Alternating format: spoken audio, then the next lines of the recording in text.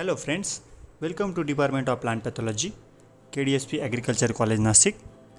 In previous lecture, we have studied grey mildew of cotton and Alternaria blight of cotton, its causal organism and its management.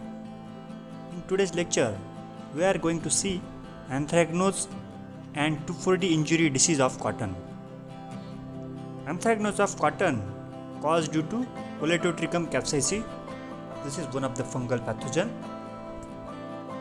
Here you can see the symptoms of this disease in this image. The fungus infects the seedlings and produces small reddish circular spots on the cotyledons and primary leaves where got infected due to this anthracnose.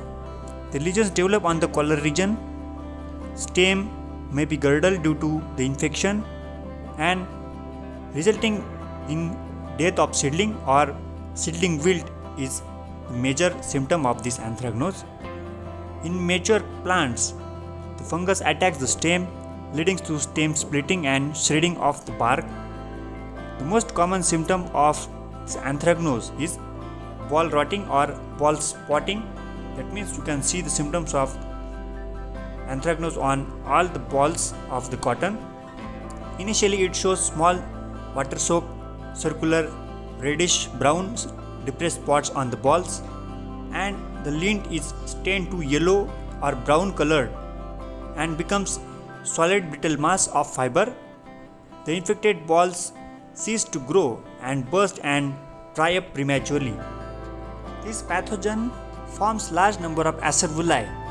Acervuli is a protein structure produced by this Polytotrichum pathogen, and these acervuli, which were present on all infected plant parts. The conidiophores are slightly curved, short and club-shaped. The conidia are hyaline and falcate, borne singly on the conidiophores. Then numerous black-colored and thick-walled setae were also produced in the acervulus. This pathogen survives as a dormant mycelium in the seed or as a conidia on the surface of seed for about more than 1 year. The pathogen also perpetuates on the rotten balls and other plant debris also. Secondary spread of this disease occurs through airborne conidia. This pathogen also survives on some weed host like Aristolochia brachyta and Hibiscus diversifolius. So these are some weed hosts which serves as a perpetuation, or this anthracnose can survive in such weed host. Now the most and last important point is management of this anthracnose. For effective and primary management, you can treat the seeds or delint the seeds with carbendazim or carboxin at the rate of 2 gram per kg. Is found effective for anthracnose. Similarly, after the emergence of this disease, it can be controlled by spraying with some systemic fungicides like carbendazim or propiconazole or tebuconazole. These are some recommended fungicides very effective against this anthracnose. Similarly, thiophenyl methyl is also one of the good fungicide is recommended for controlling this Polytotrichum species. Now the next important disease is 2,4-D injury. It is not actually a disease, but it is the injury caused due to the 2,4-D herbicide. This 2,4-D injury causes due to faulty management practices. That means hormones herbicides are readily absorbed in rubber hoses and spray tanks.